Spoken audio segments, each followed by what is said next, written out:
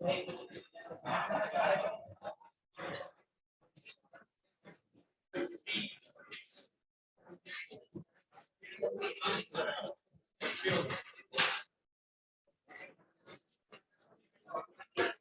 पहले हम शीट में आ जाते हैं, शीट का डिस्कशन करते हैं। एक्सरसाइज 1 में, पार्ट 1 में कौन सा सेक्शन करना था? सी एंड डी। तो पहले चलते हैं सेक्शन सी में। तो सेक्शन सी में सवाल कोई पूछना हो आपने?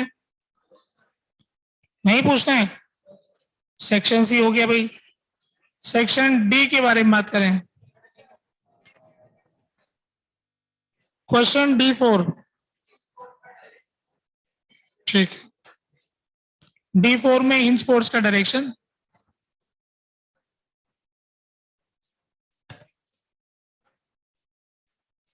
हिंज फोर्स का एक ही मकसद है, ये वाला पार्टिकल कहीं ना जाए।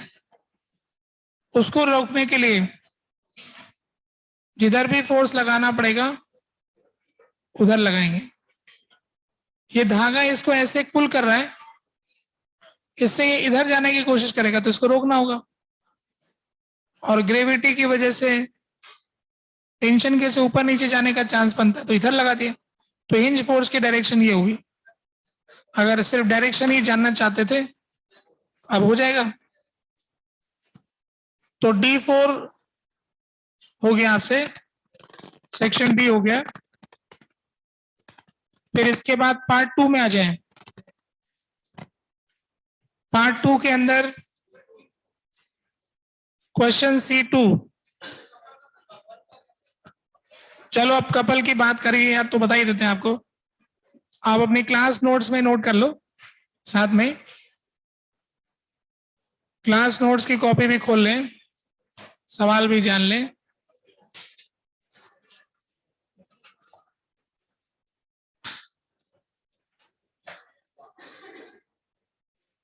कपल, कपल का मतलब होता है जोड़ा। चाहे दो जूते का जोड़ा हो, है ना, और चाहे दो फोर्स का जोड़ा हो। तो यहां पर दो फोर्स के जोड़े को कपल कहते हैं। तो कपल के संबंध में पहला स्टेटमेंट तो ये है कि two equal and opposite force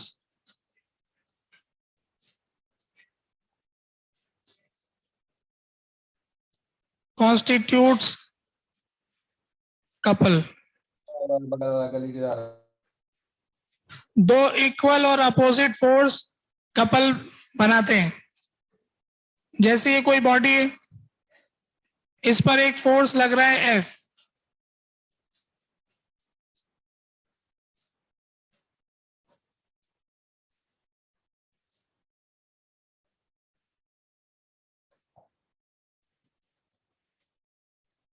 और एक ये दूसरा फोर्स है।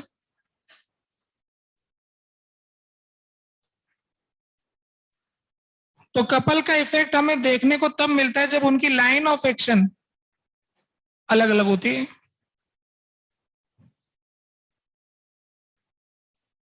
तो हम ये कह सकते हैं कि effect of couple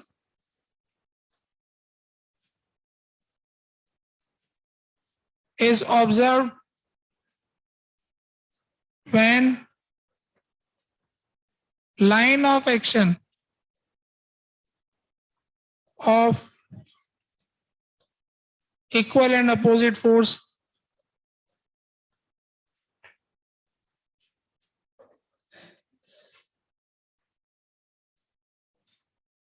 are different.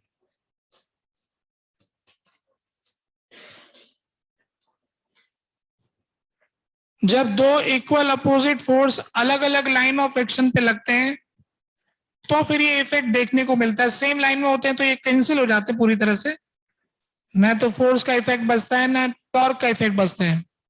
ऐसे दूर होने से फोर्स का सम तो जीरो आ रहा है, पर टॉर्क का सम जीरो नहीं आ रहा है।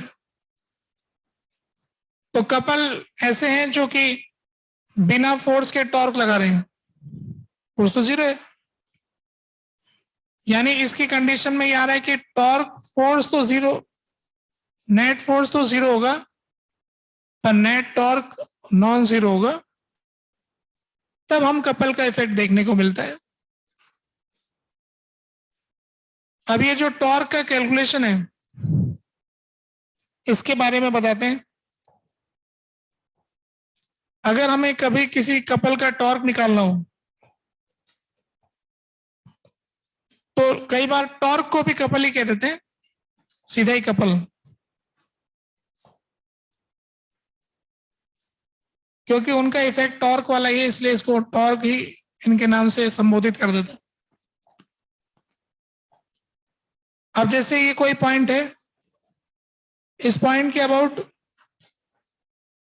इनका टॉर्क हम निकालना चाहते हैं। ये हो गया R2, ये हो गया R1, ये फोर्स ऐसे लग रहा है, तो इस पॉइंट के अबाउट टॉर्क लिखूंगा मैं R1 cross F plus R2 cross minus F, क्योंकि इक्वल अपोजिट फोर्स है। तो ये जो एक्सप्रेशन है R1 minus R2 cross F, तो ये आ जाएगा R12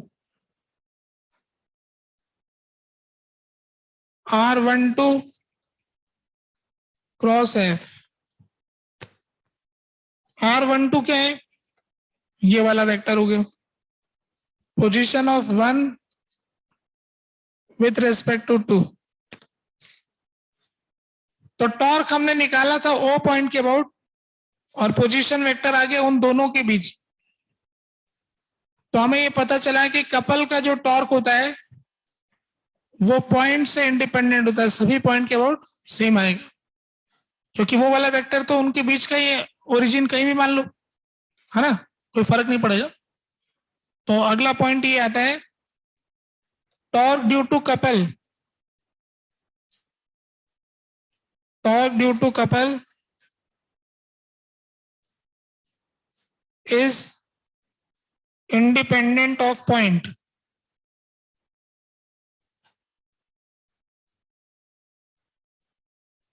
That means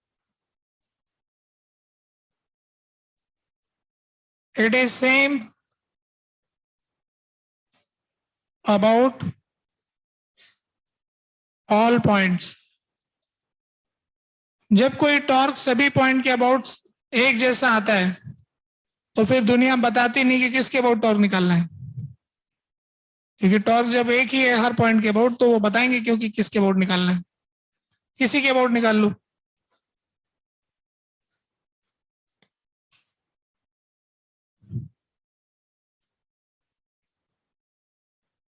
ये जो टॉर्क हमने ओपन किया है इसके अंदर कैलकुलेशन में वो है R12 इंटू F, इनका मैग्नीट्यूड, R12 का मैग्नीट्यूड, F का मैग्नीट्यूड इंटू साइन थीटा। तो ये अगर हम इसमें देखेंगे तो ये वाला जो परपेंडिकुलर डिस्टेंस है इन दोनों के बीच का वो R12 साइन थीटा है, यानी कि F into D, D is the distance between line of action. ये जो टॉर्क आया ना इसकी फोर्स की लाइन इस फोर्स की लाइन के बीच का जो डिस्टेंस है F इंटू डी, ठीक है। तो कपल के बारे में कुछ गिनती की बातें हमने बताई। दो इक्वल एंड अपोजिट फोर्स का जोड़ा कपल कहलाता है। इनका सम जीरो होता है और इनका टॉर्क नॉन जीरो होता है और उसकी वैल्यू F इंटू डी होती है और वो टॉर्क सब पॉइंट के अबाउट बराबर होता है। एक और बात जो इस जोड़े के बारे में कह सकते हैं हम वो ये है couple can not be replaced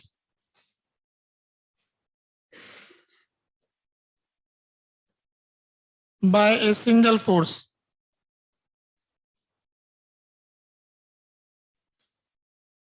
हम ये जानते हैं कि बहुत सारे फोर्स मिलाकर एक रिजल्टेंट फोर्स आता है, उसको एक जगह लगा देते हैं जितना टॉर्क, इक्विवेलेंट फोर्स है ना, जहां पर उसका पॉइंट ऑफ एप्लीकेशन आ जाएगा। अगर कोई हमसे पूछेगा कि भाई कपल का पॉइंट ऑफ एप्लीकेशन बताओ, तो फिर इसमें चक्कर ये पड़ेगा कि रिजल्टेंट फोर्स तो जीरो है, वो कहां लगाएंगे फिर? जितना टॉर्क इन्होंने पैदा किया है, बताओ किस जगह पर हम फोर्स लगाएं 0 न्यूटन, ताकि वही टॉर्क आ जाए? ऐसे तो हो ही नहीं पाएगा, ऐसा कोई पॉइंट ही नहीं मिलेगा। यानी कपल को किसी इक्विवेलेंट फोर्स से नहीं रिप्लेस कर सकते, कपल को कपल से रिप्लेस कर सकते।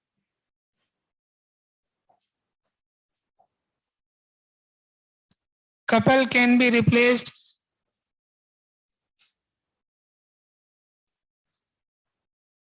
By another couple. जोड़े को जोड़े से रिप्लेस किया जा सकता है, ठीक है।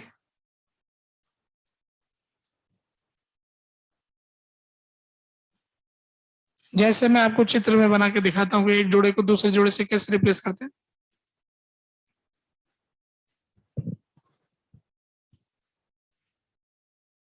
अगले पेज पे जा रहा हूं।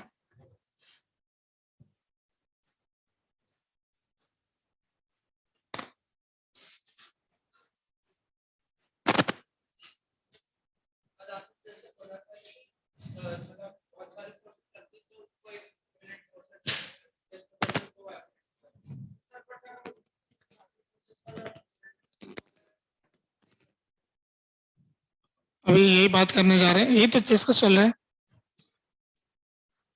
सारे फोर्स जीरो हो गए तो उसका क्या कर सकते हैं और क्या नहीं कर सकते हैं, देखिए जरा कुछ बातें जो बताते हैं अगले पेज पर। हम बात क्लियर हो गई, बढ़े आगे।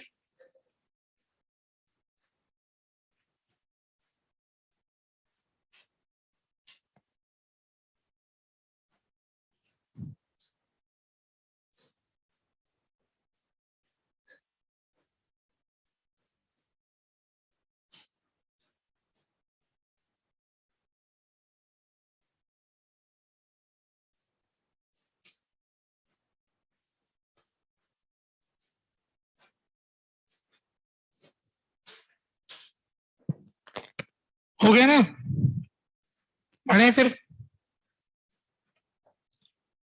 अब हम आपको बात बताने जा रहे थे रिप्लेसमेंट वाले।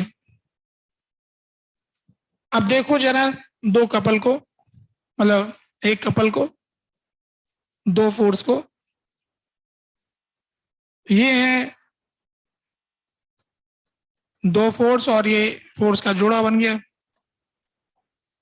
इस जोड़े को आपस में इधर लाइन से ज्वाइन कीजिए, ठीक है। मैं इस कपल को दूसरे कपल से रिप्लेस करने जा रहा हूं, देखो कि कैसे होगा वो। बहुत तरीके हैं, ये मैं एक तरीका बता रहा हूँ, यही मत मान लेना कि यही तरीका है बस। इस फोर्स के दो टुकड़े कर सकते हैं हम, इसको आप मानेंगे। ये जो मैंने लाइन ड्रॉ किया है, इस लाइन के अलोंग एक फोर्स का कंपोनेंट हो जाएगा जिसको मैं कहता हूं एफ कॉस थीटा, और एक कंपोनेंट हो जाएगा एफ साइन थीटा, हो जाएगा ना। और इधर भी इसका कंपोनेंट हो जाएगा एफ कॉस थीटा, और इधर हो जाएगा एफ साइन थीटा। अभी एफ कॉस थीटा कट जाएंगे,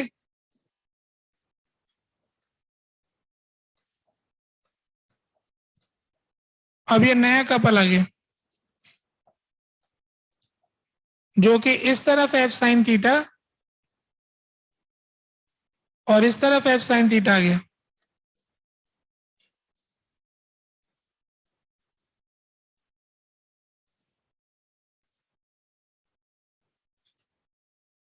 ठीक है, है कि नहीं?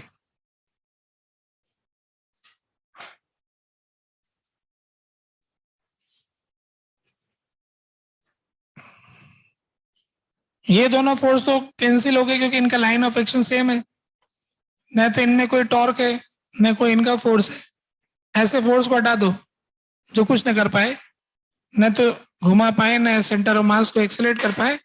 ये एफ कॉस थीटा, ये एफ कॉस थीटा एक ही लाइन में लगते हैं, इनका तो कोई टॉर्क भी नहीं है। हटाओ इनको, ये आगे। अब ये डिस्टेंस वही था, R12 था ना।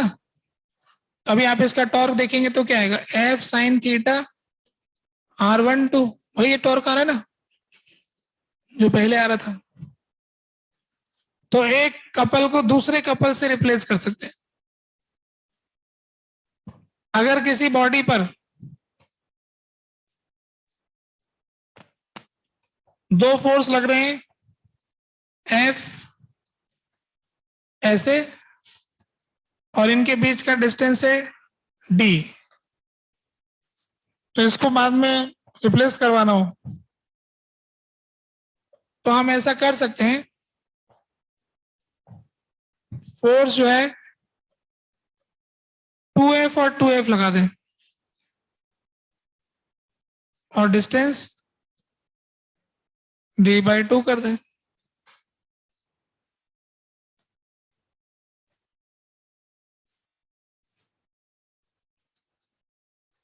टॉर्क तो वही है और फोर्स तो 0 का 0 है। ये दोनों सिस्टम इक्विवेलेंट है, तो एक कपल को दूसरे कपल से रिप्लेस किया जा सकता है। ठीक है,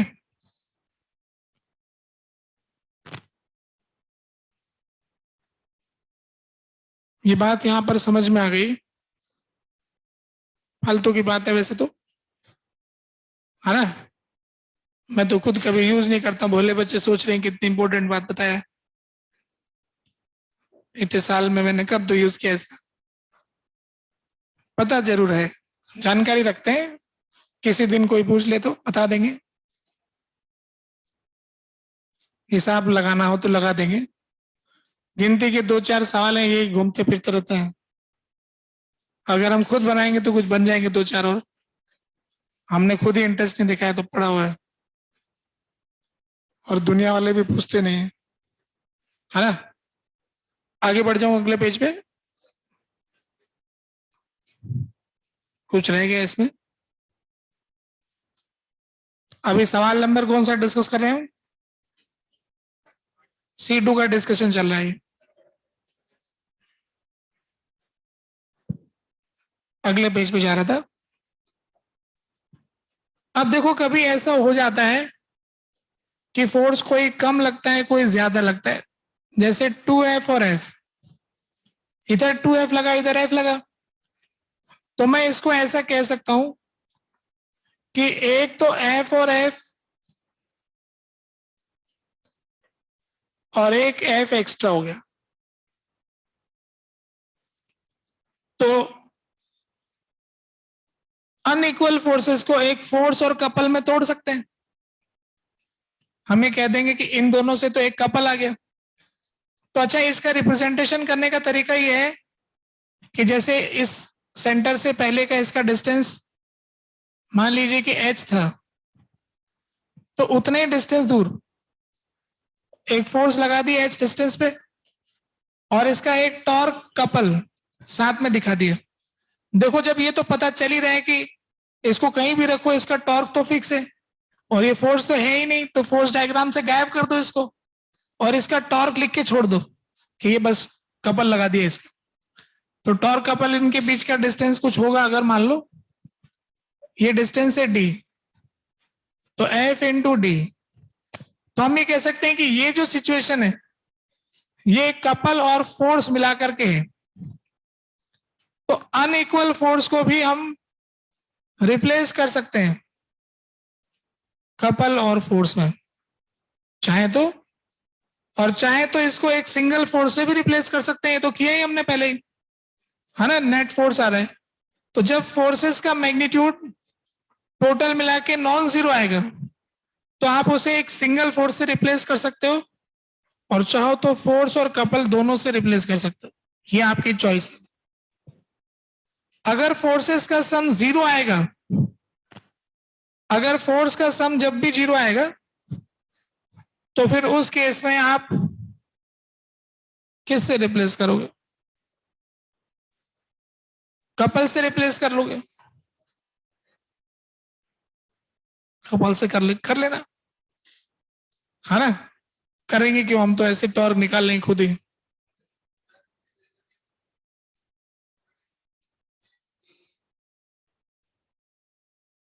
सच्ची बात है, सच्ची बात है।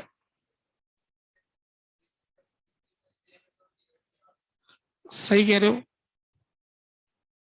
इसका मतलब लगाओ ही मत, हटा दो, सिर्फ वो टॉर्क दिखा दो। इतना टॉर्क क्रिएट कर रहा है। अच्छा, इतना पढ़ा रहे, कभी होता भी कपल मिलता भी कि कहीं, है ना।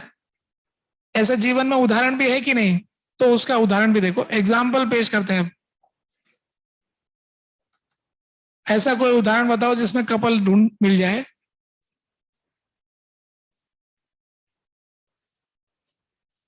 जब हम किसी रॉड को ऐसे रिलीज करते हैं, ऐसे रॉड को रिलीज करते हैं, तो इसमें एक एंगुलर एक्सेलरेशन आता है, ऐसा आता है ना।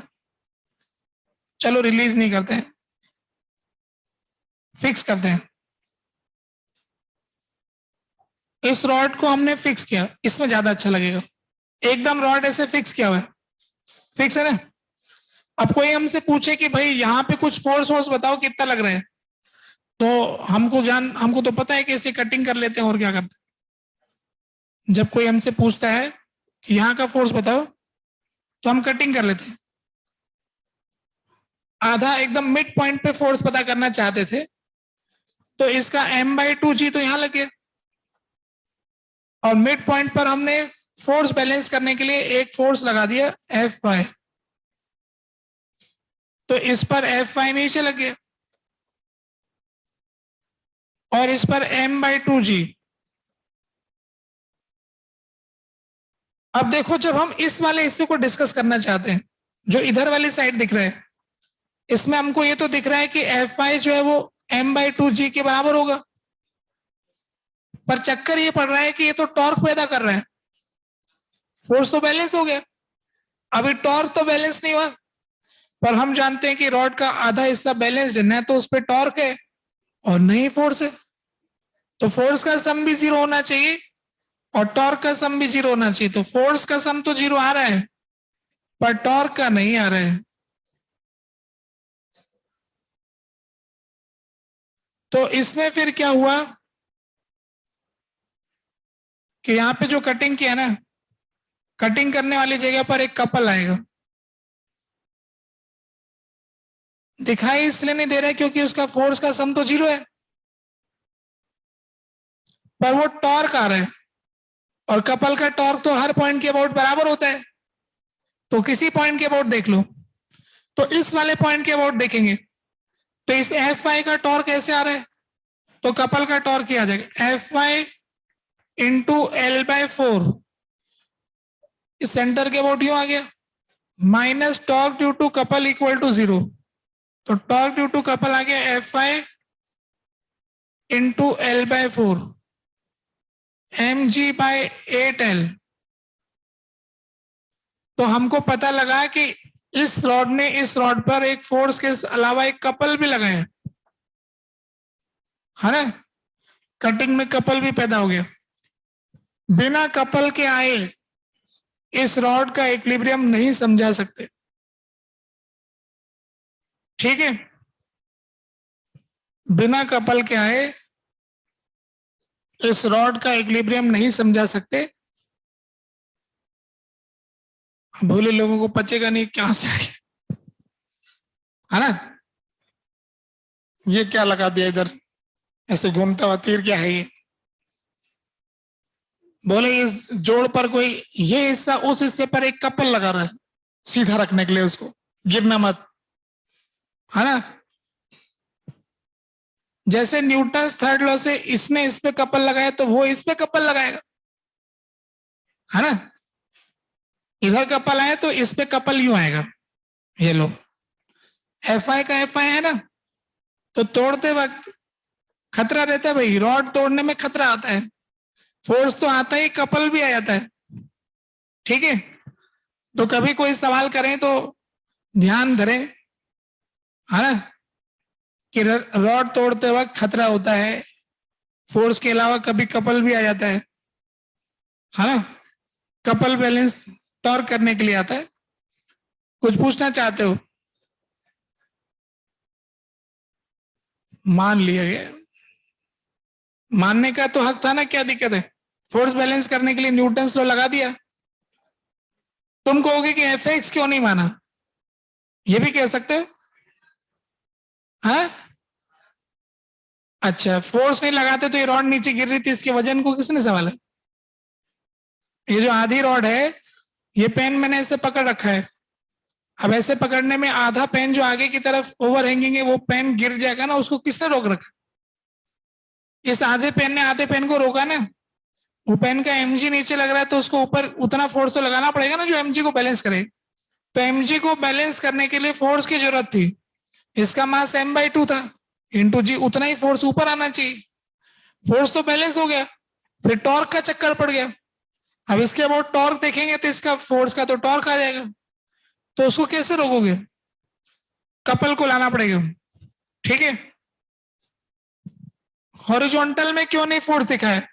हॉरिजॉन्टल में दिखाता तो एक्सेलरेशन आ जाता, तो हॉरिजॉन्टल में दिखा नहीं पा रहा हूं, है ना। और गहरी बात बताएं, इतनी बात से संतुष्ट है तो ठीक है, थोड़ी सी और बात कर लेते हैं। ये कपल आता कैसे है? ये जो रॉड है ना, इसको थोड़ा मोटा करके देख रहे हैं, तो यहां पर एक फोर्स आएगा Fx और यहां पर एक फोर्स आएगा Fx। ये मिला करके कपल बनेगा। एक्चुअल में क्या है कि इस रॉड की कुछ ना कुछ मोटाई होती है, तो ऊपर वाला हिस्सा होता है वो थोड़ा सा खिंचा खिंचा रहता है, और नीचे वाला हिस्सा थोड़ा दबा दबा रहता है। तो ये दबा हुआ हिस्सा इसको दबा धक्का मारता है, और ये खिंचा हुआ हिस्सा ऊपर से खींचता है, ऐसा कुछ लगता है। तो ये दोनों Fx मिल करके ये कपल बना रहे हैं। ठीक है, वो जो Fx हमने दिखाया नहीं था, वो Fx दोनों तरफ दिखाने पड़ेंगे। Fx जब दोनों तरफ दिखाएंगे तो टोटल सम x डायरेक्शन में 0 हो जाएगा, और y डायरेक्शन का फोर्स वेट को बैलेंस कर लेगा, यानी कि Fy और m/2g। चाहे तो ये वाला डायग्राम बना लें और चाहे तो ये वाला बना लें। जिसको कपल से डर लगता है, फोर्स में आ जाओ, equal opposite force. Couple can be replaced y equal opposite force. तो ऐसा कोई फोर्स लगा होगा और हम ये महसूस करते हैं कि ऐसा लगा ही होगा। ठीक है, बात समझ गए? कपल के संबंध में इतनी बातें बहुत है। अब इस सवाल पर आते हैं, आपका जो सवाल था। हो गया क्वेश्चन? अब और कोई क्वेश्चन सेक्शन सी और डी में से? क्वेश्चन D4 बताना है, D4 देखते हैं।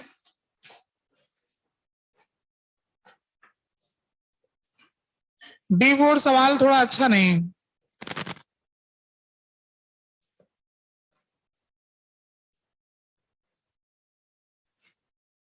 क्वेश्चन स्पष्ट नहीं कर रखा, थोड़ा पहली बार करने वाले को समझ ही नहीं आता।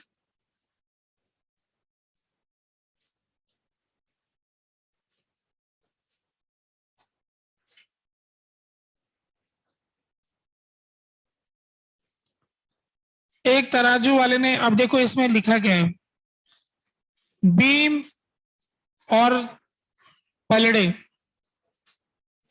एक बैलेंस के, बीम बैलेंस के, तराजू के पलड़े और बीम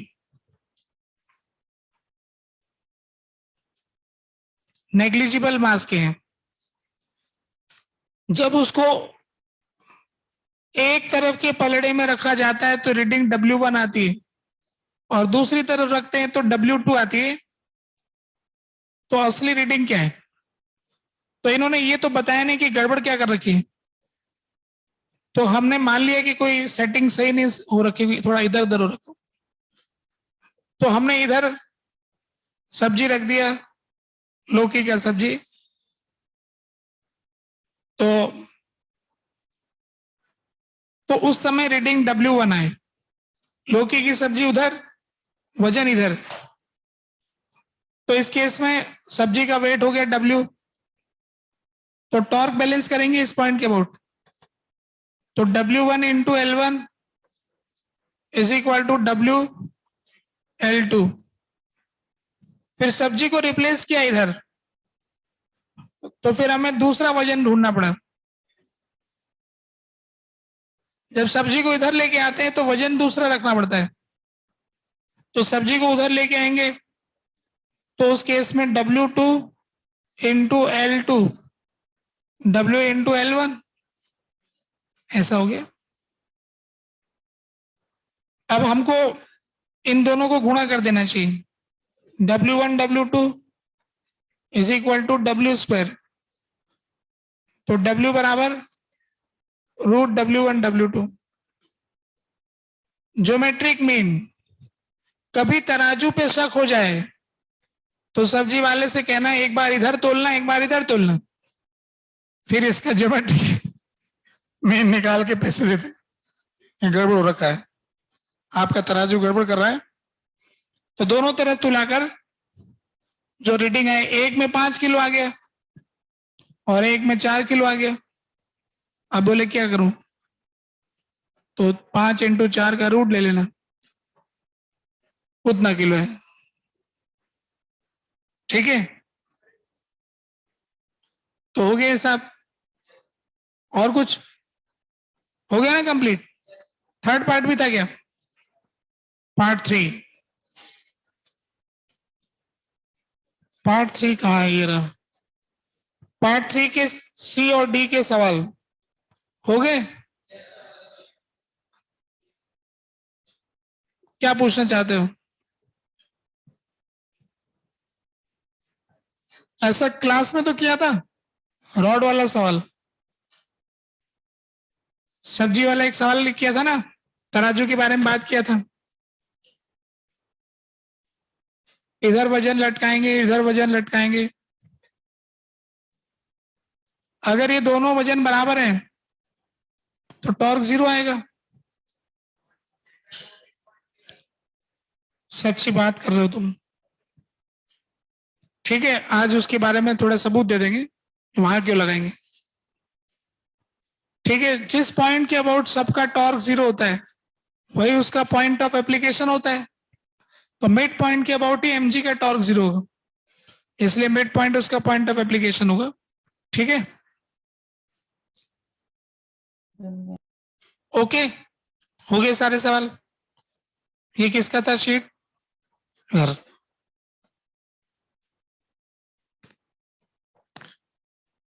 तो अपनी क्लास में point of application of force ही चल रहा था, जिसके संबंध में कुछ क्वेश्चन हमने किए थे शायद। क्या हुआ था आखिरी में? एक कोई क्वेश्चन किया था, point of application of gravitational force के बारे में अब मुझे कुछ कहना था, वो लिखते हैं हम।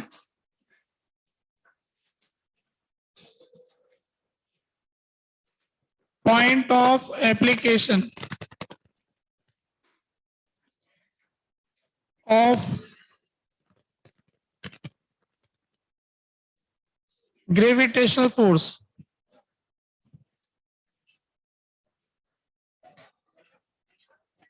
is called center of gravity. Point of application of gravitational force is called center of gravity. Center of gravity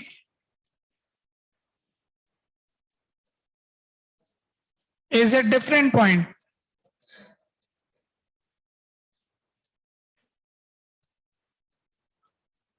from centre of mass.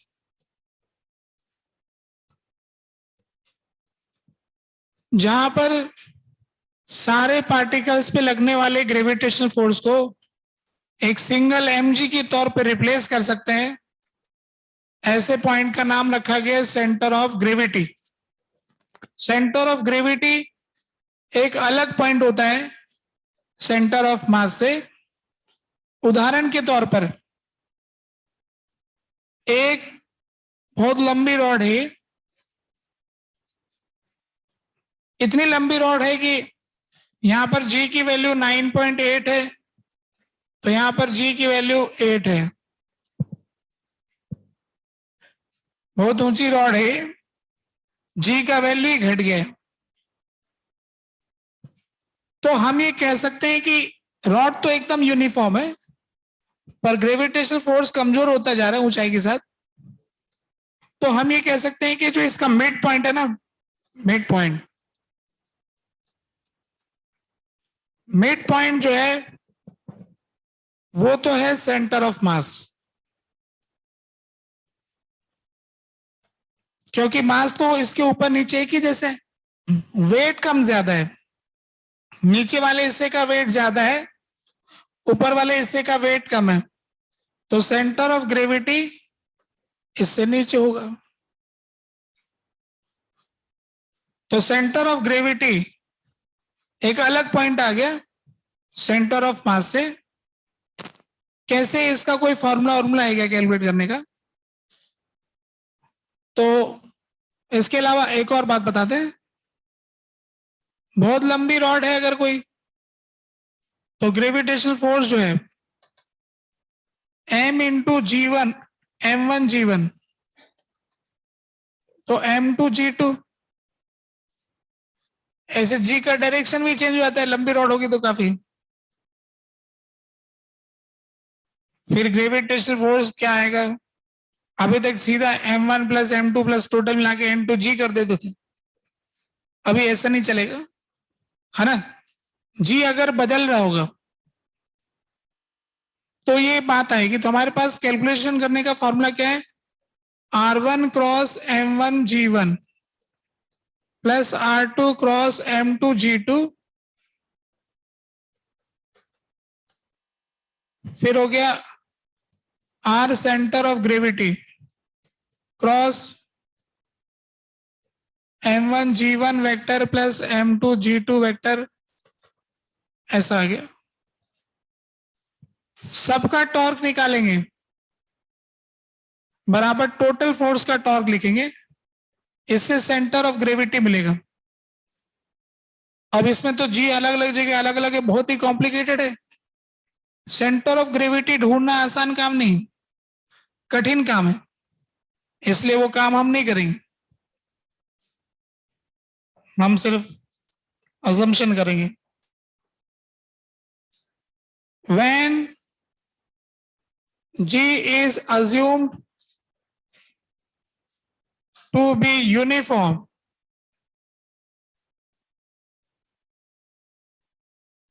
then center of gravity coincide with center of mass। जब G एक जैसा होगा तो हम तो जानते हैं कि अलग होगा तो भी हम एक ही जैसा मान लेंगे, सच में तो अलग ही होगा। थोड़ी सी भी हाइट जाओगे तो G हमेशा अलग होता ही है। सच्ची बात तो ये कि G अलग अलग होता ही, अलग अलग पॉइंट पे G अलग अलग होगा। पर अगर ये मान ले कि नहीं G एक है, तो G अगर एक है तो CG और CM भी एक है। वो ऐसे आ जाएगा इस इक्वेशन से कि G कॉमन आ गया और ये इस तरफ आ जाएगा, तो ये इक्वेशन बन जाएगा M1 R1 plus M2 R2 cross G, और ये इसमें से G कॉमन आ गया तो टोटल M हो गया, M into RCG cross G, तो ये हो जाएगा M इंटू RCM। तो ये हो गया m into R C M cross G, m into R C G cross G, m उड़ जाएगा जी, तो यहां से सी जी और सी एम एक आ गया। अब इसके ओरिएंटेशन से कुछ फर्क नहीं पड़ेगा, इसलिए हम ये बोल देंगे कि सी एम सी जी एक है।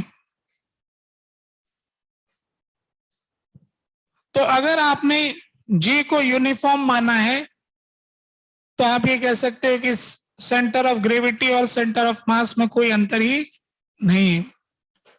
हम तो पूरी पढ़ाई में यही मानेंगे, इसलिए हमारे लिए कभी भी सेंटर ऑफ ग्रेविटी नया पॉइंट नहीं होगा, centre of gravity centre of mass ही होगा। परंतु सच्ची बात ये नहीं, ये तो मानी हुई बात। सच ये है कि सेंटर ऑफ ग्रेविटी एक अलग पॉइंट होता ही है, थोड़ा सा भी अलग क्यों ना हो। सेंटर ऑफ मास से सेंटर ऑफ ग्रेविटी अलग पड़ता है।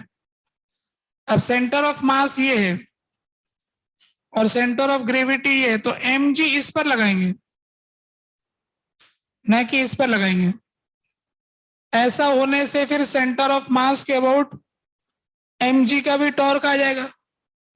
ऐसा होने से फिर ग्रेविटी भी किसी बॉडी को घुमा सकती है, वरना घुमा ही नहीं सकती थी।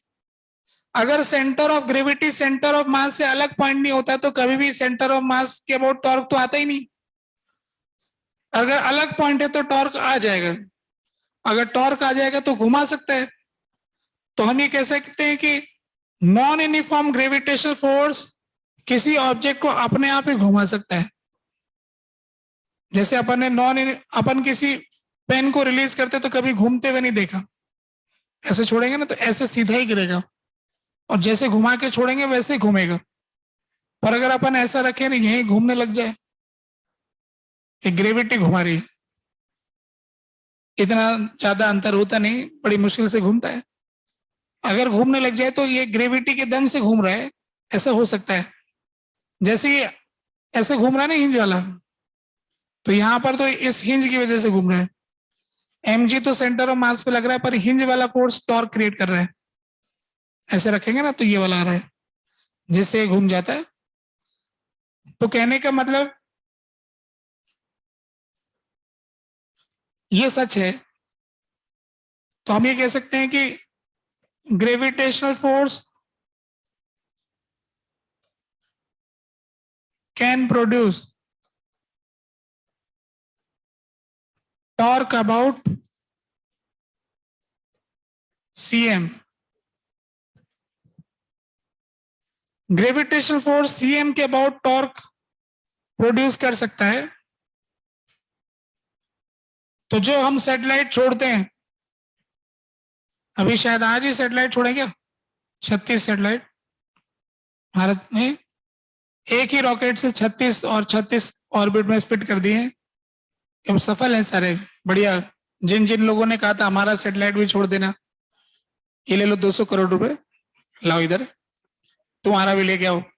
36 लोगों का ले आए, एक ही रॉकेट में बिठाओ सब लोगों को, गए इसको इधर ऑर्बिट में, इसको इधर ऑर्बिट में, इसको इधर ऑर्बिट में, सब लोगों को बधाई दे, आपका काम होकर देख लो पहुंच गए, ठीक है, बाकी पैसे रख दो।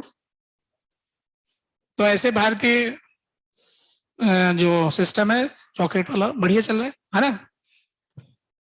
अभी इसमें रॉकेट की बात चल रही, ये जो सैटेलाइट तो हमने छोड़ दिया उधर, फिर कोई हमको फोन करके कहता है भैया वो आपने भेजा वो थोड़ा टेढ़ा है, सिग्नल नहीं पकड़ रहा, सीधा करो उसको। बोले उधर तक कैसे जाएंगे। तो उसमें ये देखा गया है कि ये जो सैटेलाइट होते हैं, जैसे इस ऑर्बिट में छोड़ दिया हमने, तो उसके अंदर कुछ ऐसा सिस्टम है जो यहां से कोई सिग्नल भेजा जाएगा जो रिफ्लेक्ट करके यहां रिसीव किया जाएगा, है ना। तो उसमें क्या है कि उसका ओरिएंटेशन टेढ़ा कर देंगे तो सिग्नल कहीं दूसरे ग्रह पे पहुंच रहा है, तो ये शिकायत करेगा कि भाई तो गलत हो रहा है। तो उसमें फिर क्या होता है कि यहां से स्पेस स्टेशन से कंट्रोल के थ्रू इसके अंदर हमारे पास सिस्टम होते हैं यहाँ से सिग्नल भेजते हैं, मैसेज भेजते हैं कंप्यूटर को, थोड़ा इसको घुमाओ, अंदर मोटर चालू करो, मोटर ऑन होती है, फिर टॉर्क आता है, फिर इसको थोड़ा घुमाता, सेट करता है, एडजस्ट करता है, फिर एडजस्ट करके सेट करके दे दिया, फिर मोटर के बैटरी डिस्चार्ज हो गया, अब बैटरी कौन बदलने जाएगा? तो फिर सोलर एनर्जी, सूरज की एनर्जी से बैटरी चार्ज होती रहेगी, ऐसे सेटलमेंट करते हैं। फिर इसमें एक सेटलमेंट ये होता है कि सेंटर ऑफ ग्रेविटी जो है ना, सेंटर ऑफ मास के अबाउट mg का टॉर्क आता है, तो वो सैटेलाइट का डिजाइन ऐसे रखा जाता है कि उसका सेंटर जब भी टेढ़ा भी हो जाएगा ना, तो mg की टॉर्क की वजह से सीधा हो जाएगा।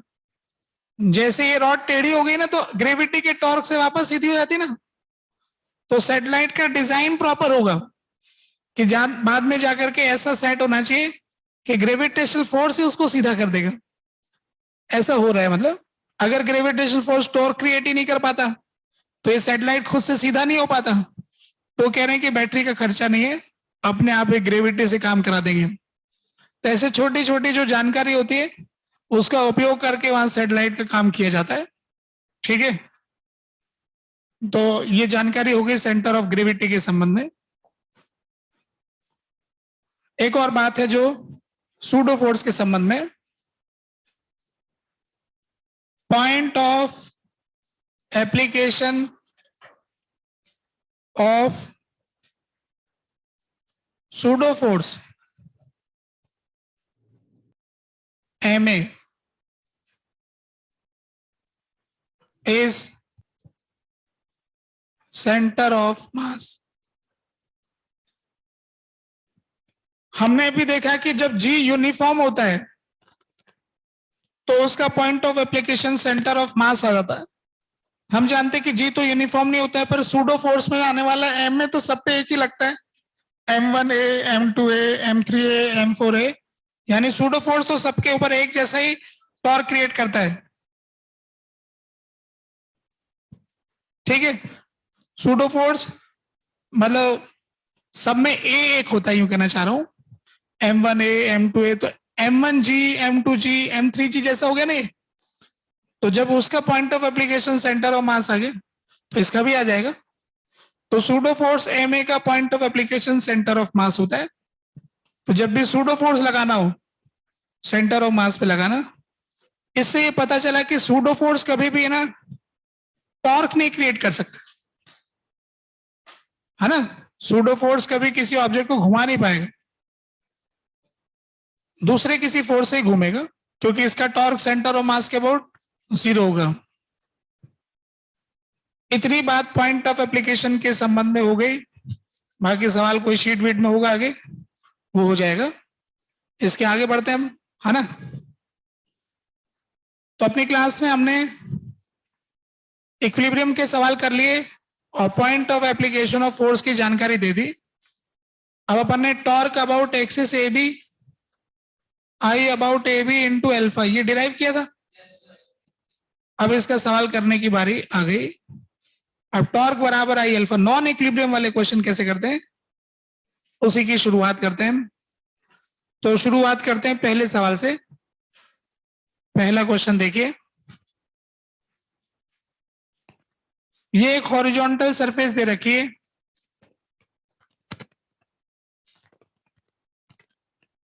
इस हॉरिजॉन्टल सरफेस पर हमने एक रॉड को हिंज कर रखा है एक एंड पर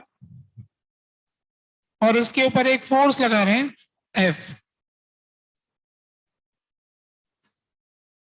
जो कि यहां से डिस्टेंस x के ऊपर है, इसका मास m, इसकी लेंथ x, ये स्मूथ हॉरिजॉन्टल प्लेन।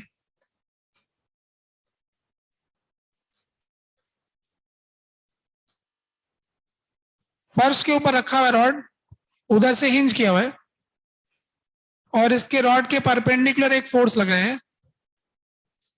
तो हमसे पूछा है पहला सवाल, find angular acceleration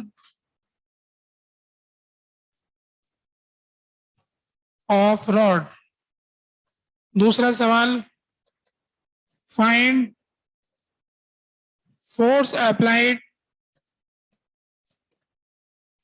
bye hinge. Hinge के द्वारा फोर्स कितना अप्लाई किया गया ये बताइए।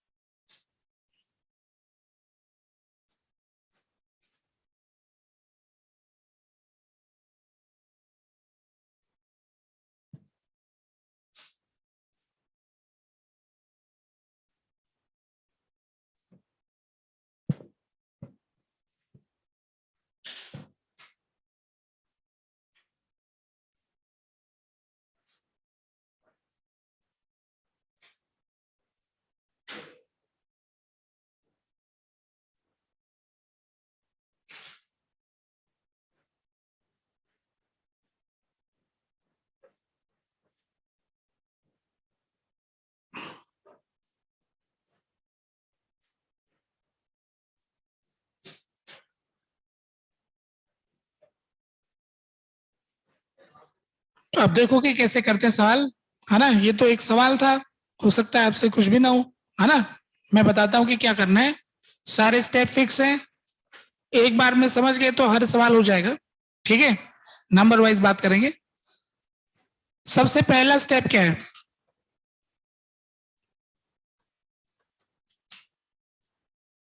आइडेंटिफाई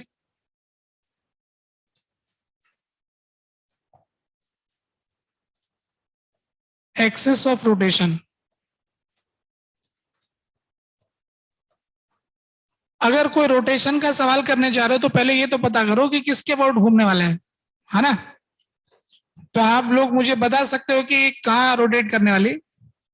हिंज के अबाउट। एक्सिस कैसी होगी? बिल्कुल पतली सी होगी और वर्टिकल होगी, है ना। एक्सिस की खूबी है कि वो यहाँ पर वर्टिकल है और एकदम पतली सी है, हिंज से पास करती है। ये है वो एक्सिस। पहला स्टेप। तो कोई भी रोटेशन का सवाल करो अपने आप से पूछो कि वो कौन सा पॉइंट है जो रुका हुआ है और वो कौन सा एक्सिस है जिसके अबाउट चक्कर काटने वाले हैं सब लोग, ठीक है। जो कि बड़ा आसानी से किया जा सकता है। हो गया ना काम? ठीक है। Step 2,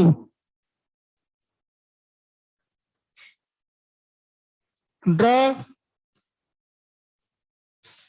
path of CM. पहली बार तो एक्सिस ढूंढ लो, दूसरे कदम में सीएम को ढूंढ लो। कहां है सीएम? तो सीएम दो जगह मिलेगा, या तो एक्सिस के ऊपर ही मिल जाएगा या एक्सिस से थोड़ा दूर मिलेगा। अगर एक्सिस के ऊपर मिल गया तब तो रुका हुआ मिलेगा, और एक्सिस से थोड़ा दूर मिला तो क्या करेगा? Circular motion. सीएम को सर्कल में घूमते हुए देखा हमने, सीएम सर्कुलर मोशन कर रहा था, ऐसा हमने देखा उसको, ठीक है। इसका मैं टॉप व्यू बनाऊंगा तो बढ़िया दिखेगा ये। अभी क्या साइड व्यू में इतना अच्छा चित्र नजर नहीं आ रहा है। तो सीएम तो कहीं और है और फोर्स कहीं और लग रहा है ना। ये मत सोच लेना कि सीएम पे लग रहा है, फोर्स का डिस्टेंस तो एक्स है और सीएम का डिस्टेंस तो L/2 है। तो ड्रॉ पाथ ऑफ सीएम। दो ही तरह के पाथ होंगे, या तो ये फिक्स्ड होगा या फिर सर्कल, सर्कुलर मोशन, ठीक है। तो ये दो काम हमेशा करना, एक्सिस ढूंढना और सीएम का पाथ बनाना। और वो भी पहले से बता दिया कि सीएम के पाथ या तो सर्कुलर होगा या सीएम फिक्स होगा। फिक्स एक्सिस के अबाउट तो दो ही तरीके हो सकते हैं बस, या तो सीएम खुद एक्सिस के ऊपर होगा या सीएम एक्सिस के चक्कर खा रहा होगा। तो इन दोनों में से जो भी संभावना होगी उसको दिखा दीजिए। अब अगले पेज पे जा रहा हूं, फिर क्या करना। जब आपने एक बार सीएम का पाथ बना लिया, जब सीएम का पाथ ड्रॉ हो चुका है, तो उसके बाद क्या करना? जब आपका सीएम का पाथ बन गया है, इसका सर्कल, यहां फोर्स तो एक्स डिस्टेंस पे लग रहा था, सीएम जो है वो सर्कुलर मोशन कर रहा है। तो आपने पढ़ा था कि सर्कुलर मोशन में दो तरह के एक्सेलरेशन होते हैं, तो सीएम के दोनों एक्सेलरेशन दिखा देना, टेंजेंशियल एक्सेलरेशन और सेंट्रीपिटल एक्सेलरेशन। सेंट्रीपिटल एक्सेलरेशन तो omega square L by two और tangential acceleration alpha L by two. हर सवाल में ऐसा कर लेना, देखना कि आपका सवाल गलत ही नहीं होगा, पर हम देखेंगे कि आप कैसे गलत करोगे, है ना? बातें मानोगे कहाँ, बताए जा रहे हैं। तो एक्सिस ढूंढना, कहोगे तो मैं ढूंढ लूंगा, इसमें तो कोई खास बात है ही नहीं। सीएम ढूंढना, बोले ये भी मैं ढूंढ लूंगा, इसमें कोई खास बात है ही नहीं। वो भी बता दिया कि या तो सर्कल में जाएगा या फिक्स रहेगा, मैं सर्कल ढूंढ लूंगा, उसका रेडियस भी निकाल दूंगा। फिर बोला कि दोनों एक्सेलरेशन दिखा देना, बोले इसमें भी कोई खास बात नहीं, ये भी मैं दिखा दूंगा, है ना? ठीक है, फिर अगर इतना कर लोगे तो। अब मुझको इसके अल्फा और ओमेगा की जरूरत है। अगर वो 0 दे रखे हैं तो 0 ले लेंगे, और हमें निकालने हैं खुद ही, तो हम निकाल लेंगे। तो इस क्वेश्चन में इस रॉड का ओमेगा 0 दिया हुआ है, इस पर्टिकुलर क्वेश्चन में इसका कोई ओमेगा नहीं दे रखा है, नहीं लिया, नहीं दिया तो फिर इसका मतलब ये वाला एक्सेलरेशन भी 0 हो गया, तो ये भी हमारे हिसाब से गायब हो गया। अब हमको हिंज फोर्स के बारे में सोचना है। एक्सेलरेशन दिखा दिया, एंगुलर एक्सेलरेशन, एंगुलर वेलोसिटी दिखा दिया, जो दे रखा है वो ले लिया, जो नहीं दे रखा है वो भी कैलकुलेट करेंगे। हिंज पे लगने वाले फोर्स NX NY ऐसा सोचते हैं हम। जब नहीं जानते कि वहां किधर फोर्स लगेगा, तो रूल बताया गया था कि 2 डायरेक्शन में मान लेना। अगर डायरेक्शन नहीं जानते तो प्लेन जानते होंगे, इस प्लेन में कहीं आएगा। तो अब आपका फ्री बॉडी डायग्राम पूरा हो गया, सीएम का पाथ दिखा दिया गया, एक्सेलरेशन, एंगुलर एक्सेलरेशन सब दिखा दिए गए। अब आपके पास सॉल्व करने के लिए 2 इक्वेशन है, torque about hinge I hinge into alpha और समेशन ऑफ एक्सटर्नल फोर्स बराबर m इंटू ACM। इन 2 इक्वेशन की सहायता से जो भी अननोन है सब हम पता कर लेंगे, ठीक है? जब आपने ये सब काम कर लिया तो उसके बाद इन 2 इक्वेशन को लगाना। तो इसमें पहले हिंज के अबाउट टॉर्क की इक्वेशन लगाना अच्छा लग रहा है मुझे, ये लगा लेता हूं। तो हिंज के अबाउट टॉर्क की इक्वेशन लगाऊंगा, तो F इंटू एक्स है, बस इन दोनों का तो 0 हो गया। कोई कहेगा mg कहां चला गया? mg नीचे लग रहा था, जमीन से एक नॉर्मल आया था, वो कैंसिल हो गया, ग्राउंड का नॉर्मल। वर्टिकल में तो ये आपस में इक्वल अपोजिट फोर्स है ये, और इनका लाइन ऑफ एक्शन भी सेम है, तो इनको गायब कर दो। 2 ऐसे फोर्स जो एक ही लाइन में आते हैं, अपोजिट होते हैं, उनका कोई भी इफेक्ट नहीं होता है सिवाय कंप्रेशन के, है ना, या एक्सटेंशन के, और कोई इफेक्ट नहीं होता है। रिजिड बॉडी है वो तो होगा नहीं यहाँ कुछ। अब यहां से टॉर्क की इक्वेशन लिखने जा रहे हैं, तो टॉर्क इस एक्सिस के अबाउट टॉर्क आ गया F इंटू एक्स, और मोमेंट ऑफ इनर्शिया क्या होता है? ml square by 3 into alpha, तो 3Fx अपॉन ml स्क्वायर। इस तरह से अल्फा प्राप्त हो गया, ठीक है? बात क्लियर हो गई? अब मुझको चाहिए एन एक्स और एन वाई हिंज का फोर्स। तो हिंज का फोर्स वाई डायरेक्शन में इक्वेशन लगाते हैं, तो N Y M into 0, Y direction में कोई एक्सेलरेशन ही नहीं, तो वाई डायरेक्शन का फोर्स हो गया 0। अब एक्स डायरेक्शन में F plus N X M into acceleration alpha L by 2, तो F plus N X alpha की वैल्यू यहां से उठा देंगे 3f(x) upon ml² into L by 2, इसको उधर लेके जाएंगे तो nx की वैल्यू आ गई -f into 1 minus 3x bye 2l।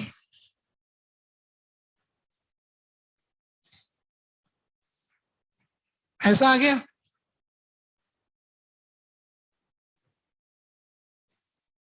Khunti पे लगने वाले फोर्स की वैल्यू मिल गई। ठीक है, जब किसी रॉड को धक्का लगाएंगे तो खूंटी से कितना फोर्स आएगा उसका हिसाब आ गया। क्या हिसाब आ गया, थोड़ा सा ऐसे बताते हैं। अगर x की वैल्यू 0 होगी तो हिसाब देखो क्या है, when x is equal to 0,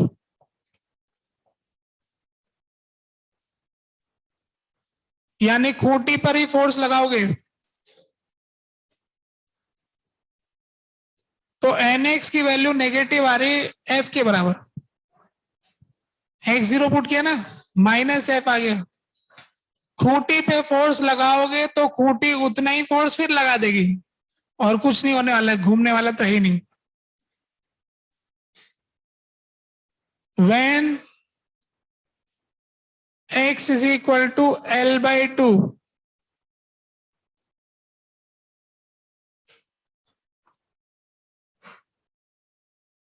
अगर फोर्स को L by 2 पर लगाओगे तो इसमें x की वैल्यू L by 2 पुट करेंगे तो यहां से nx की वैल्यू आ गई F by 4। यानी अगर मैं सेंटर ऑफ मास पे फोर्स लगाऊंगा तो खूंटी पीछे की तरफ F by फोर्स लगाएगी। अगर मैं 2L by 3 पर फोर्स लगाऊंगा, मेरा फोर्स अगर यहां से 2L by 3 होगा तो खूंटी से कोई फोर्स आएगा ही नहीं। अगर मैंने 2L by 3 पर फोर्स लगाया तो खूंटी से कोई फोर्स नहीं आया, nx की वैल्यू 0 आ जाएगी। पुट करो, उसमें कितना आ रहा है 2L by 3। जब x की वैल्यू L आ गई, when x is equal to L, तो फिर उस केस में nx की वैल्यू पॉजिटिव आ जाएगी F by 2। ठीक है,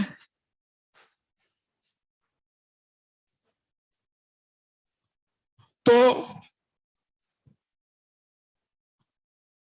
x की वैल्यू L by 2 पर क्या आया देख लिया, 2L by 3 पर आया देख लिया, और एंड पॉइंट पे लगाया तो फोर्स आगे की तरफ ही आ गया।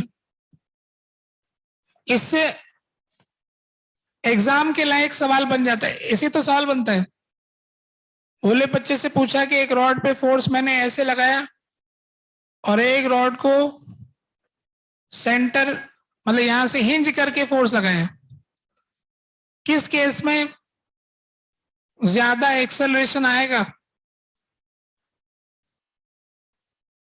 इसके सेंटर ऑफ मास का। एक में अपन ने हिंज किया और एक में बिना हिंज के धक्का मारा, तो सेंटर ऑफ मास का एक्सेलरेशन किस में ज्यादा होगा? हिंज वाले में, क्योंकि अभी अभी पता लगा कि हिंज भी मदद करेगी हमारी, एफ के साथ F/2 भी लगेगा, टोटल मिला के 3F/2 हो जाएगा। इसके अंदर तो ACM F/m आएगा और इसमें ACM 3F/2m आएगा, क्योंकि खूंटी मदद करेगी हमारी। मिल के धक्का लगाएंगे। ये खूंटी ऐसा क्यों कर रही है ना? हम भी फोर्स उधर लगा रहे हैं, ये उधर ही क्यों लगा रही है? ऐसा हमारे मन में प्रश्न आ सकता है, तो इसका भी जवाब सुनिए। इसके लिए मुझे अगले पेज पे जाना होगा, है ना? बढ़ो अगले पेज पे, नेक्स्ट पेज पे चलते हैं। ये जो रॉड है ना, एक बार के लिए मान लो कि खूंटी है ही नहीं। अगर मैं इस रॉड पे फोर्स लगाता इधर, तो इसका ACM जो होता वो तो F/m ही होता। अच्छा, ये हम जानते हैं कि फोर्स को कहीं भी लगाओ, ACM तो हमेशा F/m होगा, पर इसकी वजह से एक अल्फा भी आता। ऐसा होने से ये जो ऊपर वाला पॉइंट है ना, इसका acceleration ACM plus alpha L/2, घूमने से भी इधर जा रहा है और चलने से भी इधर जा रहा है, टोटल ज्यादा एक्सेलरेशन आ रहा है। खूंटी की ड्यूटी है कि इसको मत जाने देता, है ना, जाने मत देना, तो वो देखेगी कि तो बहुत आगे जा रहा है, रोको भाई इसको। तो इस पोजीशन पे खूंटी सबसे ज्यादा फोर्स लगाएगी, क्योंकि सबसे ज्यादा टॉर्क है इस समय, ये अल्फा सबसे ज्यादा है, ए भी इधर है, अल्फा भी, अल्फा L/2 भी इधर है, तो सबसे ज्यादा एक्सेलरेशन है इसका। तो इसको रोकने के लिए खूंटी सबसे बड़ा प्रयास करेगी, और सबसे ज्यादा फोर्स खूंटी का इसी पॉइंट पर आ रहा है, वो F के बराबर। आपने देखा है कि खूंटी का फोर्स सबसे ज्यादा इसी पोजीशन में आ रहा था। जब हमने फोर्स सेंटर पे लगाया, जब हमने फोर्स सेंटर पे लगाया, तो फोर्स की वजह से ACM तो आया, पर अल्फा 0 आया। फिर भी इस पॉइंट का एक्सेलरेशन तो ACM के बराबर होगा, तो खूंटी को फिर विरोध करना पड़ेगा, और इसका फोर्स NX F/4 लग गया। तो उसको रोके रखने के लिए खूंटी की ड्यूटी है कि इसको रोके, है ना, रोक के रखे। जब हमने फोर्स कुछ ऐसा लगाया कि फोर्स हमारा यहां से कुछ और डिस्टेंस पर आया, टोटल 2L/3, सेंटर से भी आगे डिस्टेंस हो गया L/6। यहां से कितना है? अब ऐसा करने से क्या हो गया कि ACM तो आगे की तरफ है ही, अब अल्फा उल्टा हो गया, सेंटर ऑफ मास के फोर्स के इधर शिफ्ट होने से इसका टॉर्क का डायरेक्शन चेंज हो गया। टॉर्क का डायरेक्शन चेंज होने से इस पॉइंट का जो एक्सेलरेशन है ACM और अल्फा L/2, अगर ये दोनों खुद से बराबर हो गए, अगर ऐसा हो जाए कि इसका जो टॉर्क आ रहा है उसकी वजह से जो अल्फा क्रिएट हो रहा है वो उस पॉइंट को जो एक्सेलरेशन देता है पीछे की तरफ, और ACM आता आगे की तरफ, ये दोनों बैलेंस हो जाए, तो खूंटी का ये पॉइंट अपनी वजह से जाना ही नहीं चाहेगा। बोले मेरे को कहीं नहीं जाना है, नहीं जाना है, तो खूंटी अपनी ड्यूटी के हिसाब से बोलेगी ठीक है तुम नहीं जा रहे तो मैं भी फोर्स नहीं लगाऊंगा। जब वो पॉइंट खुद से रुका हुआ है इसलिए उसने फोर्स नहीं लगाया। तो कहने का मतलब ऐसा पॉइंट हमें इसलिए मिला और वो इधर वाली साइड आके मिला क्योंकि अल्फा यू और ए यू मिला करके उसका 0 एक्सेलरेशन क्रिएट कर रहा होगा, ऐसा इसलिए हो जाता है। ठीक है, तो ये पॉइंट हमें विशेष मिला 2L/3 वाला। अब इस 2L/3 वाले पे कई बार एग्जाम में सवाल बनाना मुझे, तो ऐसे सवाल बना लेते हैं कि एक बॉल है, u स्पीड से टकराने आई यहां से 2L/3 पर, तो इस बॉल और इस रॉड का मिलाकर मोमेंटम कंजर्व रहेगा कि नहीं रहेगा? तो हमारे मन में आएगा कि खूंटी का फोर्स आ जाएगा, इसलिए नहीं रहेगा। परंतु हम जानते हैं कि 2L/3 पे फोर्स लगाते तो खूंटी का फोर्स 0 आता है, तो मोमेंटम कंजर्व रह जाएगा। ठीक है, और कोई सवाल मन में बनाने का हुआ? ऊपर से हिंज किया, एंड पॉइंट पे टक्कर लगाने के लिए आया, u स्पीड से टक्कर लगाने के लिए आया, m2 मास की रॉड से टक्कर लगाने के लिए आया। टक्कर लगाने के बाद रॉड और पार्टिकल का मोमेंटम वही रहेगा, बढ़ जाएगा कि घट जाएगा?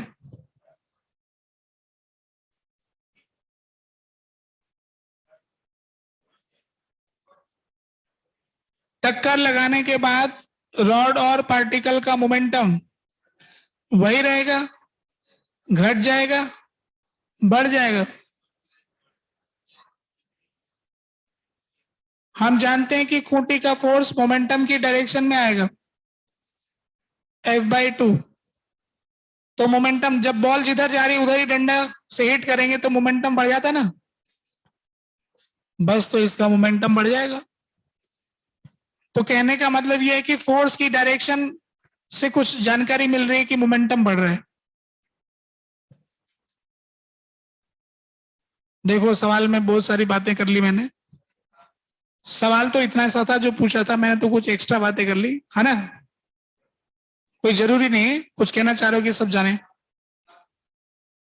लास्ट वाले पॉइंट में ये बताया कि ये बॉल इससे टकराई तो रॉड और बॉल सिस्टम के ऊपर बाहर से फोर्स मोमेंटम की डायरेक्शन में है, तो मोमेंटम बढ़ जाएगा।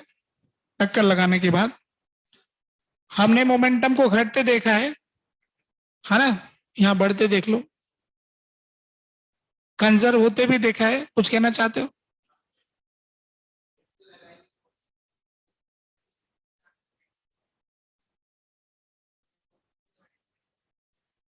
ये वाले केस में जब यहां लगाएंगे तो अब अल्फा ज्यादा हो गया। 2L/3 पर जब फोर्स लगाया था तो ए और अल्फा L/2 बराबर हो रहे थे।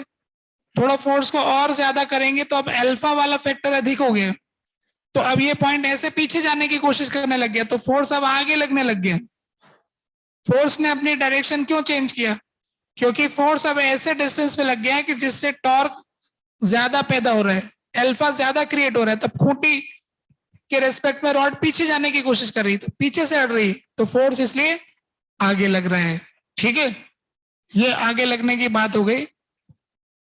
कुछ भी बात ऐसी नहीं सोचने की, ये तो सब अपने आप आ जाएगी। तो मैंने ऐसे ही रिजल्ट आया तो इसलिए बता दिया। आपने क्या करना है, वो 4 स्टेप करना है बस, अपने आप सब कुछ आएगा, कुछ भी नहीं रटना है। वो स्टेप क्या है?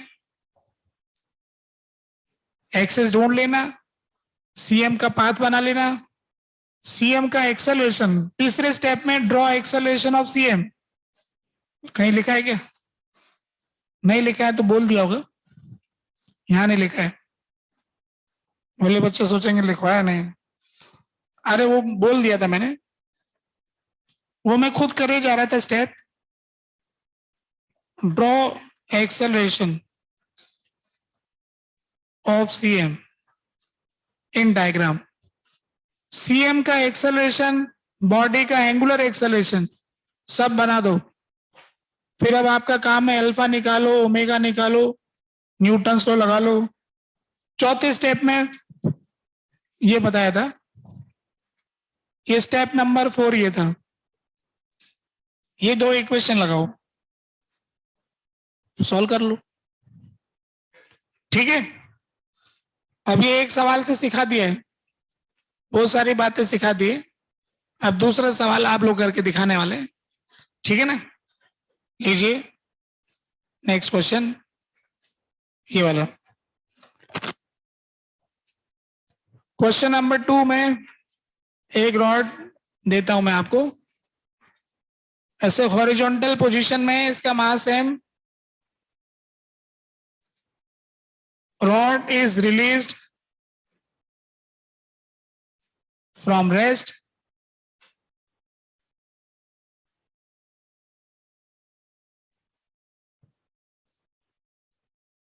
from horizontal position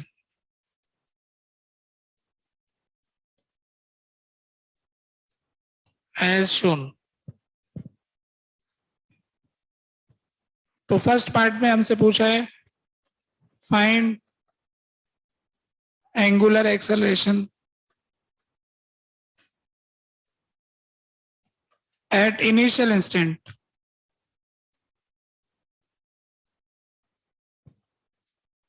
Find force by hinge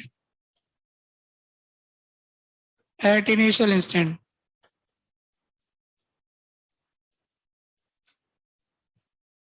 पहले ये दो सवाल करो फिर आगे करेंगे।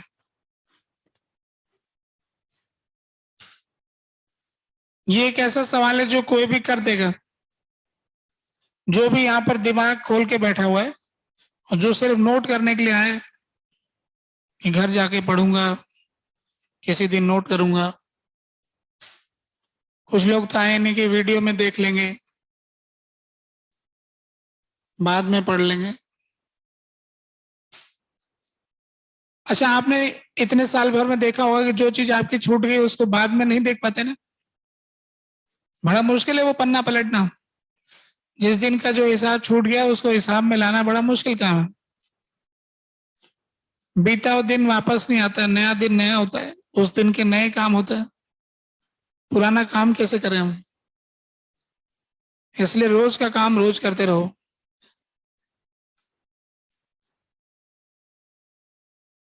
आसान सा सवाल है।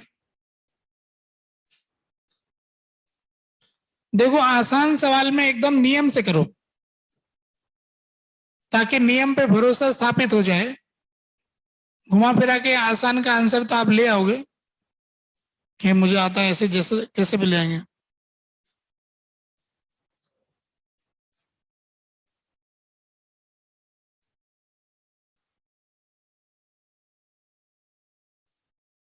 हिंज को स्मूथ मान लेना।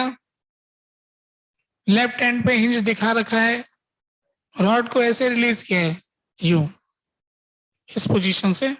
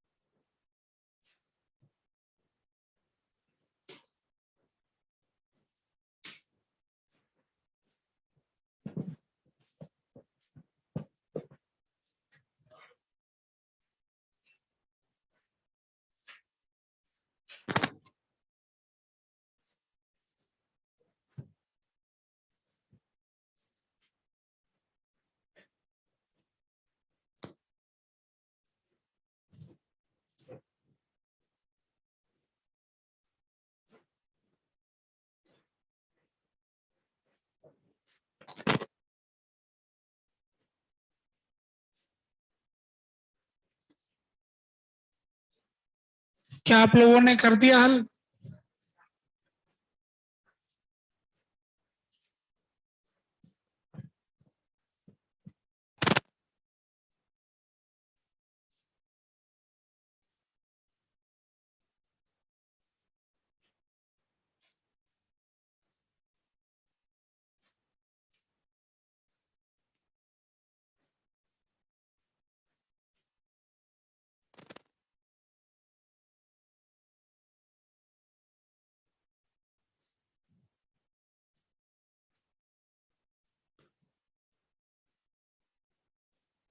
चलो मिलाते हैं आने वाला आंसर।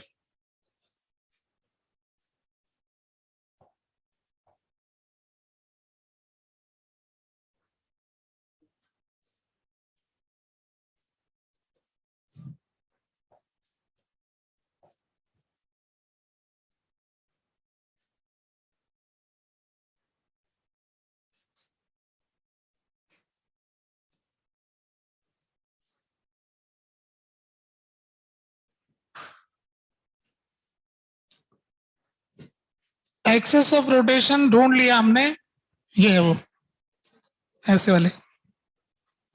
सीएम को भी ढूंढ लिया हमने, ये रहा बीच में। सीएम सर्कुलर मोशन कर रहेगा, ये हमें पता लग गया। रेस्ट से रिलीज किया इसलिए इसका ओमेगा 0 है। ओमेगा 0 है तो इसका सेंट्रीपिटल एक्सेलरेशन 0 है।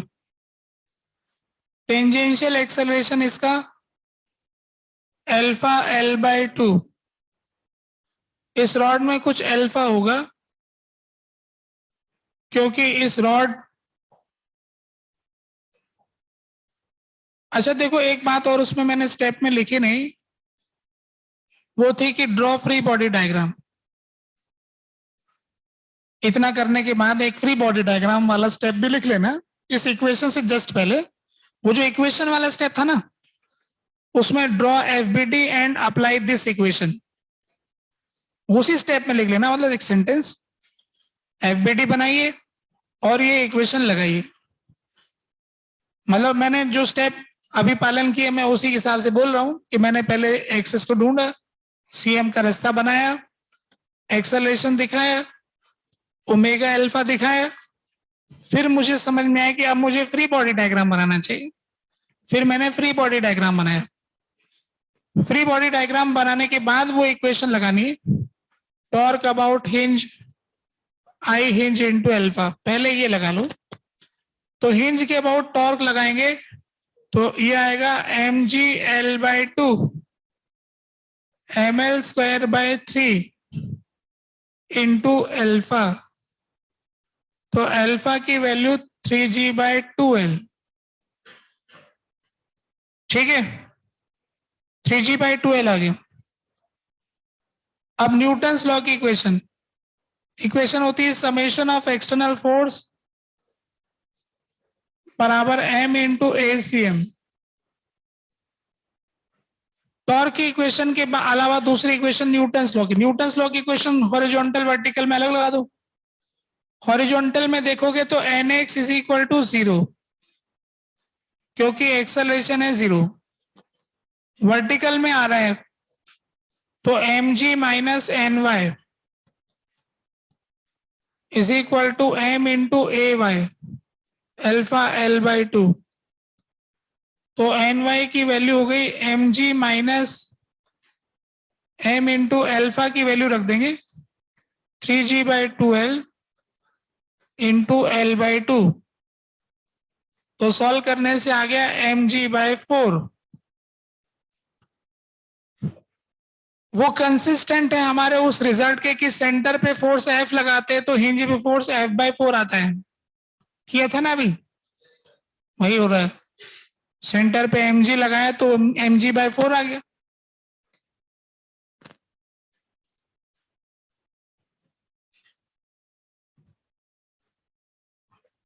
आप लोगों ने ऐसा निकाल लिया होगा, ये दोनों का आंसर आ गया। अब देखो कुछ और बात बता देता हूं इसी आंसर को देखकर, कुछ आंसर की देख की कुछ बातें और है।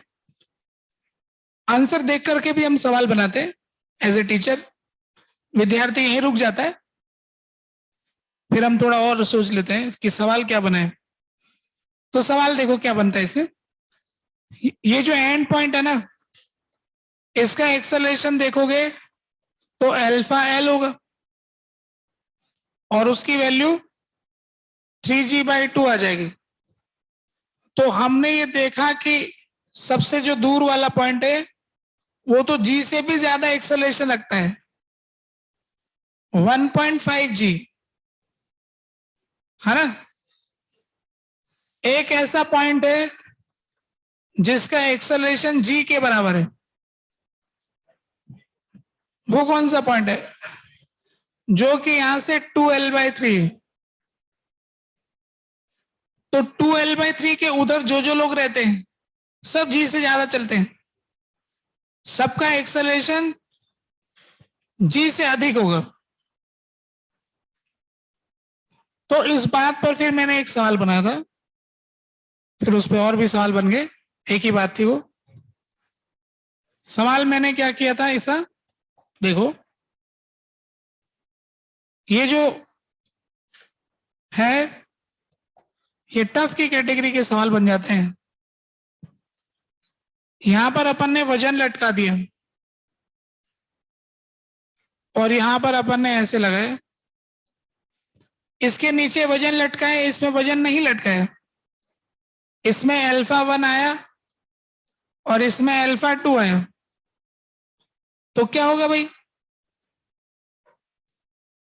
इधर हमने वजन नहीं लटकाया तो α1 आया, इधर वजन लटकाया तो α2 आया, तो क्या कहते हो?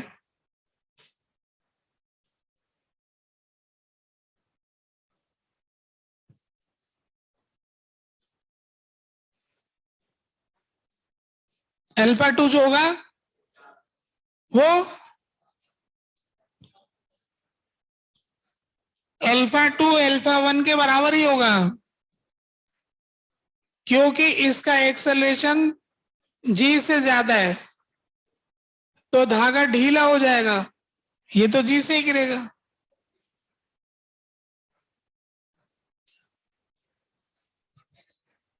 पीछे वाला पॉइंट तेज चल रहा है ना, तो धागा ढीला हो जाएगा। भोला बच्चा इतना नहीं सॉल्व करेगा, वो तो सॉल्व कर कर आके इसको α2 को α1 से ज्यादा लेके आ जाएगा। उसको चेक करना पड़ेगा कि टेंशन माइनस क्या आ रही है, जब वो टेंशन चेक करेगा ना तो माइनस क्या आएगी, फिर उसे समझ में आएगा कि गड़बड़ हो रही, टेंशन धागा तो ढीला हो गया। तो वो ऐसा भी सवाल ऐसे सोच सोच के बना देते हैं पेपर के लिए, सवाल के आसपास सवाल रहते हैं, है ना? कुछ पूछना चाहते हो? एक बार फिर से सुनो, ये जो रॉड का पॉइंट है ना, इसका एक्सेलरेशन जी से भी ज्यादा है, और ये ब्लॉक तो जी से ज्यादा जा नहीं सकता, रस्सी बंधी, रस्सी कभी धक्का तो मारती नहीं, तो अगर पीछे वाला पॉइंट जी से ज्यादा तेज चलता है तो रस्सी ढीली हो जाएगी, जब रस्सी ढीली हो जाएगी तो इस घटना में भाग ही नहीं लेगा ब्लॉक, तो कोई टॉर्क तो लगाएगा नहीं, तो α1 बराबर α2 आ जाएगा। ऐसा कहां तक हो सकता है, 2L/3 तक कहीं भी लटका दो ऐसा होगा, ठीक है ना? पॉइंट क्लियर है? चलो ये सवाल हो, इसी में अगला सवाल हो, तीसरा क्वेश्चन, जब ये रॉड वर्टिकल हो जाएगी तो हिंज का फोर्स क्या होगा?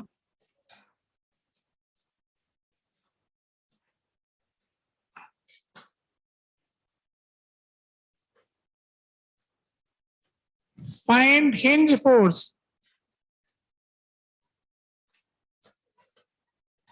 when rod becomes vertical.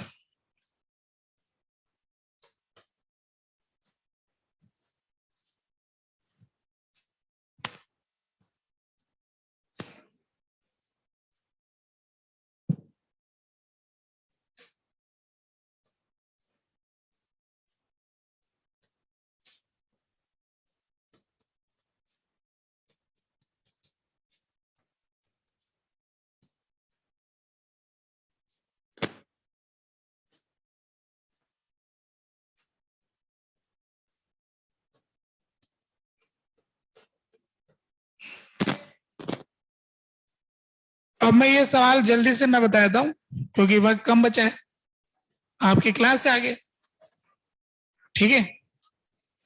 तो देखो क्या करना है, इसको यहां से रिलीज किया था ना, तो इस पर mg लगेगा, कुछ लोग अल्फा से करना चाहेंगे तो इसका अल्फा कांस्टेंट नहीं होगा क्योंकि mg का टॉर्क बदलता जाएगा, तो अल्फा तो वेरिएबल होगा, इंटीग्रेट करके निकालना पड़ेगा, ऐसा काम हम करेंगे नहीं। है ना। तो फिर करेंगे क्या, वर्क एनर्जी थ्योरम लगाएंगे। वर्क डन बाय ऑल बराबर change in kinetic energy.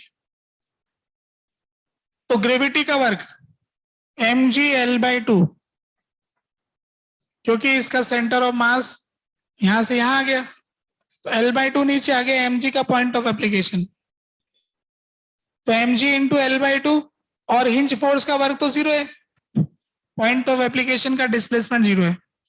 Change in kinetic energy half I omega square. Kinetic energy का फॉर्मूला तो बता दिया था ना, तो यहां से ओमेगा की वैल्यू आ गई 3g/L, ओमेगा स्क्वायर की वैल्यू आ गई। अब सेंटर ऑफ मास का पाथ तो सर्कल है। अब इस पोजीशन में क्या है कि mg का टॉर्क जीरो है, n का टॉर्क जीरो है, तो अल्फा जीरो आ जाएगा। इस वर्टिकल पोजीशन में अल्फा नहीं होगा, अल्फा नहीं होगा तो टेंजेंशियल एक्सेलरेशन नहीं होगा, टेंजेंशियल एक्सेलरेशन नहीं होगा तो एक्स डायरेक्शन का नॉर्मल जीरो होगा, पर सेंट्रीपिटल एक्सेलरेशन तो होगा, omega square L/2। Circular motion है, सेंट्रीपिटल एक्सेलरेशन होगा, तो वर्टिकल डायरेक्शन में न्यूटन्स लॉ लगाएंगे, ny minus mg m omega square L/2,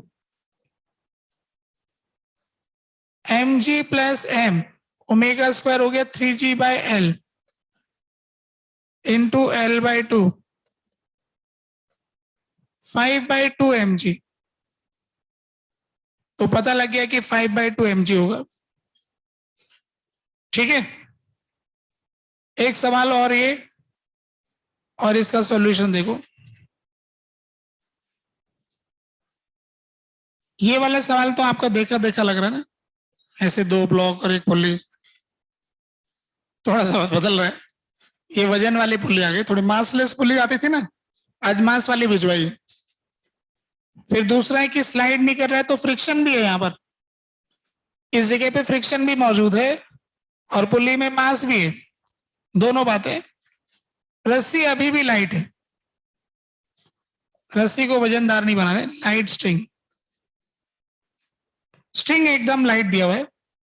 फिर वही सवाल है कि बताओ कितना एक्सेलरेशन होगा, तो बता देंगे क्या, ये नीचे ए से जाएगा, ये ऊपर ए से जाएगा, यहां पे फ्रिक्शन के आने से बदल जाएगी टेंशन, नहीं रहेगी बराबर, होगी अलग अलग। कितनी होगी अभी बता देंगे। तो ये आएगा m2g minus T2 is equal to m2a, T1 minus m1g is equal to m1a। ये जो पुल्ली है ना, इसके साथ धागा चिपका हुआ है, बोला कि धागा फिसल नहीं रहा, मैंने चिपका दिया, ये लो हमने चिपका दिया।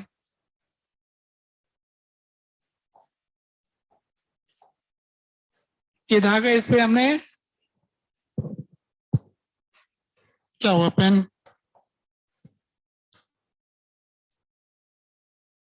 ये हमने ऐसे चिपका दिया, तो इधर की टेंशन T2 T1 और इधर की T2। अब इसके अबाउट इसका टॉर्क का इक्वेशन लिखेंगे, तो इक्वेशन आएगा इस साइड से डिस्टेंस कितना है r, तो T2 इंटू आर, ये टॉर्क ऐसे पैदा कर रहे हैं, minus T1 into are, mr²/2 disc मानते हुए अल्फा, 2 पे न्यूटन्स लॉ, पुल्ली पे टॉर्क की इक्वेशन। अभी ए और अल्फा में रिश्तेदारी चाहिए, तो ये वाला जो पॉइंट है ना, इसका एक्सेलरेशन अल्फा आर होगा और धागा फिसल नहीं रहा है, तो ये ए हो गया, तो ए बराबर अल्फा आर, क्योंकि धागा पुल्ली पर फिसल नहीं रहा है, दोनों का एक्सेलरेशन बराबर बराबर होगा। तो क्योंकि स्ट्रिंग इस पुल्ली पे फिसल नहीं रही है, इसलिए ए बराबर अल्फा आर, पुल्ली का एक्सेलरेशन तो अल्फा आर होगा, धागे का ए होगा, और फिसल नहीं रहे इसलिए बराबर होगा। तो ये कंडीशन हो गई, ये दो न्यूटन्स लॉ की इक्वेशन हो गई और एक ये टॉर्क की इक्वेशन हो गई। इनको सॉल्व करेंगे तो आपको ए मिल जाएगा। ठीक है, बोलो क्या कह रहे हो। ए बराबर एल्फा आर से है, ये जो पुली है ना ये अल्फा से घूम रही है, तो आर डिस्टेंस वाले पॉइंट का एक्सेलरेशन अल्फा आर होता है, और धागा स्ट्रिंग कंस्टेंट से इसका ए है तो धागे का ए होगा, और क्योंकि ये दोनों आपस में चिपके हुए फिसल नहीं रहे तो इन दोनों का बराबर होगा, इसलिए ए बराबर अल्फा आर। ए धागे का है और अल्फा आर पुल्ली के पॉइंट का है, और वो दोनों चिपके हुए हैं इसलिए बराबर है ना, उनमें कोई स्लाइडिंग नहीं, ऐसा हमने बोला। ये सॉल्व करने से आएगा, अगली क्लास में आपको एक टेक्नोलॉजी वाली बात बताएंगे कि इसको जल्दी कैसे सॉल्व करेंगे, है ना। ऐसा लग रहा है बहुत मेहनत हो रहा है, 1 2 3 4 एक ही इक्वेशन में आंसर ले आएंगे। ठीक है, नेक्स्ट क्लास में। अब होमवर्क करने की आपकी इच्छा है तो आप ऐसा करना है कि जो डीपीपी के सवाल रह गए थे वो कर लेना, और एचसीवी के जो 45 से पहले वाले सवाल थे 37 नंबर का क्वेश्चन मत करना है, बाकी कर लेना। 37 नंबर का क्वेश्चन मत करना, 41 से 45 तो कर ही बैठे हो, 40 का मामला है, सीधे साधे सवाल है शुरू वाले एकदम, कुछ तो मोमेंट ऑफ इनर्शिया वाले पहले किए हुए ना, तो बचे ही कितने के 12 तो पहले हो चुके हैं, बस 37 तो मना ही कर दिया है क्वेश्चन नंबर 37 क्वेश्चन नहीं, क्वेश्चन नंबर 37 मना कर दिया, तो बाकी जो बच्चे कुछ हैं निपटाओ उनको। ठीक है।